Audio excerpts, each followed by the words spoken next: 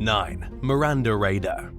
In October 2016, a 19-year-old college student named Miranda Rader was accused of crashing into a police car while drunk driving and taking topless selfies behind the wheel.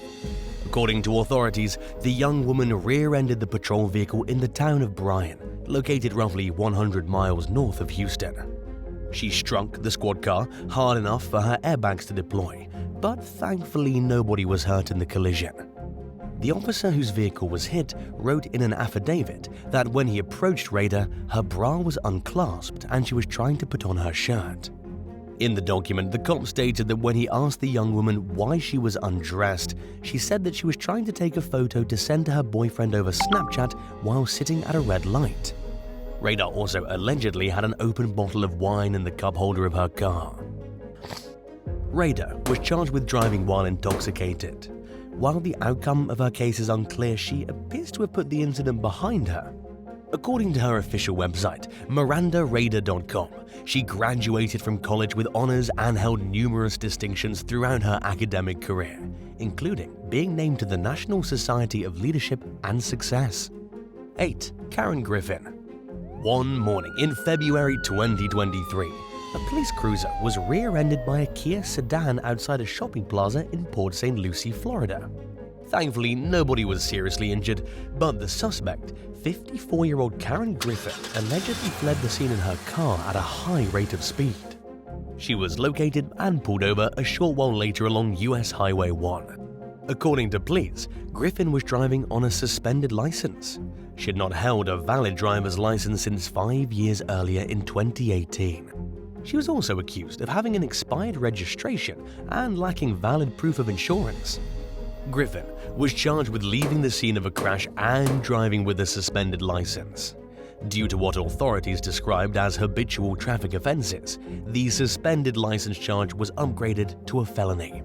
In 2018, Griffin was charged with driving with a suspended license with 3 or more previous charges. She was also arrested for possession of oxycodone without a prescription. 7. Patrick Berthelot.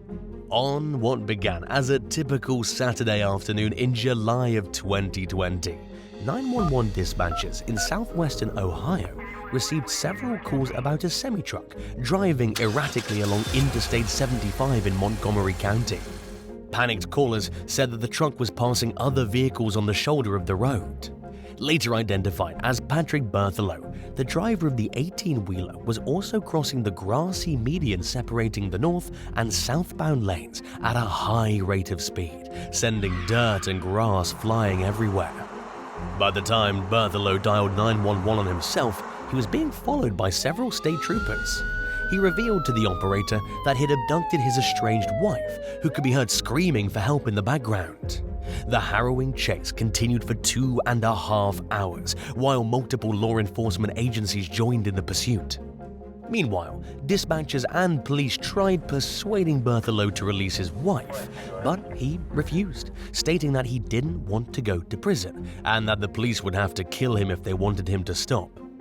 After failing to talk Berthelot into pulling over, authorities decided that it was time to use force. When conventional weapons failed to disable his truck, a Cincinnati SWAT team summoned one of its snipers, who shot out Berthelot's engine block using a .50 caliber rifle. It was the first time in the state of Ohio that a weapon of this magnitude was used to disable a vehicle. Miraculously, nobody was seriously injured in the harrowing chase, including Berthelot, who was taken into custody after being tased and subdued with a foam baton. He's currently serving a 5-year sentence for abduction, attempted felony assault, and failure to comply with law enforcement, and is due to be released in 2027. 6. A rooftop landing. During an otherwise uneventful Sunday afternoon in August 2023, a Toyota sedan crash-landed into the second story of a house in Mifflin County, Pennsylvania. The homeowner, Joan Lepley, later told Penn Live that she was entertaining some relatives when they heard a huge crash inside the residence. As the walls began to shake, a clock and several curtain rods fell to the floor. The family rushed outside and were shocked to discover the car and its driver, a 20-year-old man on the roof of the front porch. Lepley said that the vehicle sped through a neighboring pasture and into an embankment on her property, causing it to become airborne. The car flew over a parked vehicle in Lepley's driveway before crashing into a second-story bedroom. Thankfully, nobody was hurt, and while the collision left a large hole in the side of the house, Lepley was thankful that it landed where it did, sparing her and her loved ones from injury. She told Penn Live that everyone inside the house would have probably died if the car had struck at ground level. According to Pennsylvania State Police, the driver deliberately crashed into the home during a mental breakdown. He was charged with aggravated assault with an attempt to cause serious bodily injury or causing actual injury with extreme indifference, criminal mischief resulting in property damage, reckless endangerment, harassment, careless driving, reckless driving, and disregarding a traffic lane. The case is ongoing. 5. Cameron Herron. 2 innocent lives were destroyed one afternoon in 2018 when a Ford Mustang plowed into a young mother named Jessica Rabinault at 100 miles per hour as she pushed a stroller across a street in Tampa, Florida.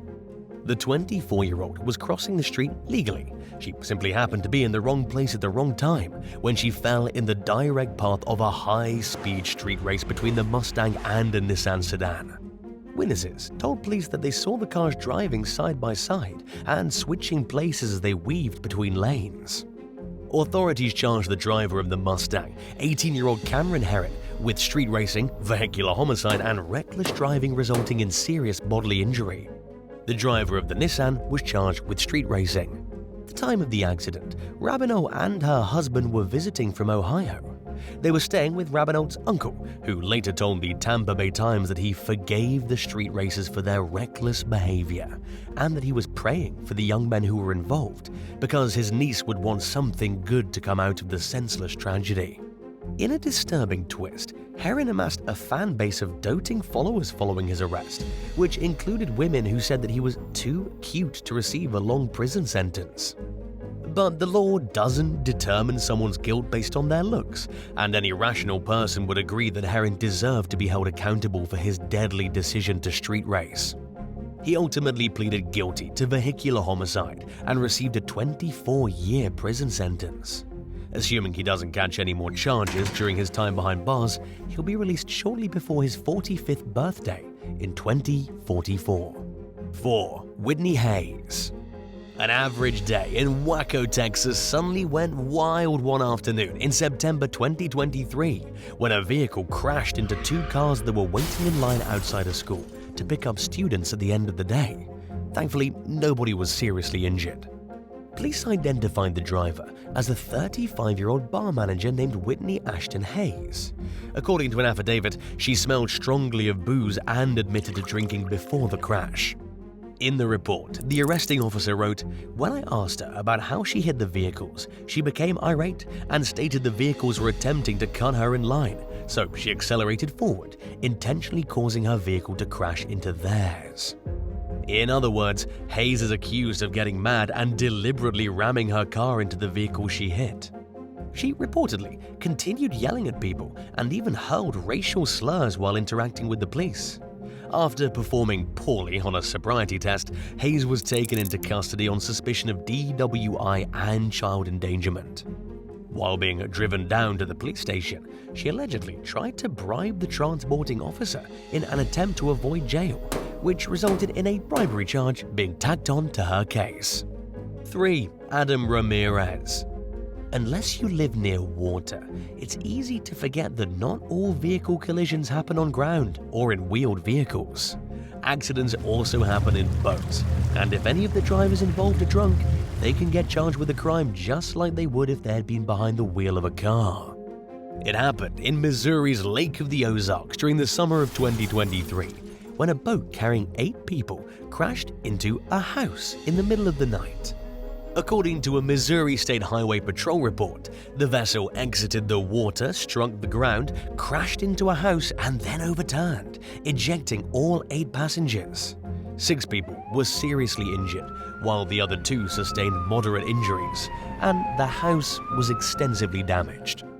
Police arrested 46-year-old Adam Ramirez of Huntington Beach, California, on multiple counts of boating while intoxicated causing physical injury, BWI resulting in serious physical injury, and 5 misdemeanor charges, including non-registration of a vessel, operating a vessel with insufficient number of personal flotation devices, operating a vessel in a careless and imprudent manner, and 2 counts of assault. He was released on bail, and his case appears to be ongoing.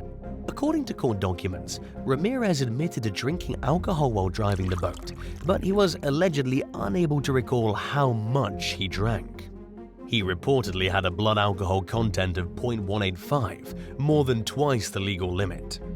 Local businessman Travis Coleman, who owns the towing company that was tasked with removing the boat from the scene using a crane, told local station WABI that some of the passengers suffered life-altering injuries. He said that he believed the accident was preventable and that these types of occurrences are becoming more frequent in the area due to increased tourism. Coleman cautioned the public to be careful when navigating at night, when the darkness and fog can easily cause a driver to become disoriented. 2. Jared Seymour. A Florida man was lucky to be alive after allegedly crashing his truck into a house in Lakeland at over 100 miles per hour in September 2023. Police responded to the scene during the early morning hours after receiving a report about a vehicle slamming into a home and injuring a resident inside. By the time officers arrived, the driver had fled the scene in his vehicle, leaving a gaping hole behind in the side of the residence. According to a report, 22-year-old Jared Seymour admitted, after being read his Miranda rights, that he was involved in the crash. The document further states that Seymour knew or should have known that he'd hurt someone. Seymour faces 1 count of leaving the scene of a crash. Considering the speed he was allegedly driving at the time of the accident, the situation could have turned out much worse. In addition to being lucky that he survived the collision, he should be glad that the victim also lived. 1. Aaron Johns. A family's lives were changed forever during the pre-dawn hours one morning in August 2023 when an SUV barreled into a bedroom of their Phoenix, Arizona home. Emergency responders arrived to find 66-year-old Jose Martinez Aguirre pinned beneath the vehicle. They pulled the man out from under the SUV and rushed him to a nearby hospital where he died from his injuries. Aguirre's son-in-law told local news outlet Arizona's Family that he and other family members were sleeping upstairs when they suddenly felt the house shaking. They rushed downstairs thinking something heavy had fallen and discovered the horrific scene. Family members described Aguirre as a cheerful family man who worked 2 jobs despite being a senior citizen and always had a smile on his face. His loved ones are devastated by the death of their family patriarch, who they feel was robbed of his life by an inconsiderate stranger. The SUV driver, 38-year-old Aaron Johns, remained at the scene throughout the investigation. According to police, he was driving while impaired and lost control of the vehicle. Based on court documents, Johns didn't appear to have any alcohol in his system at the time of the crash, but he reportedly showed 6 signs of intoxication. He was further evaluated by an expert, who concluded that he was under the influence.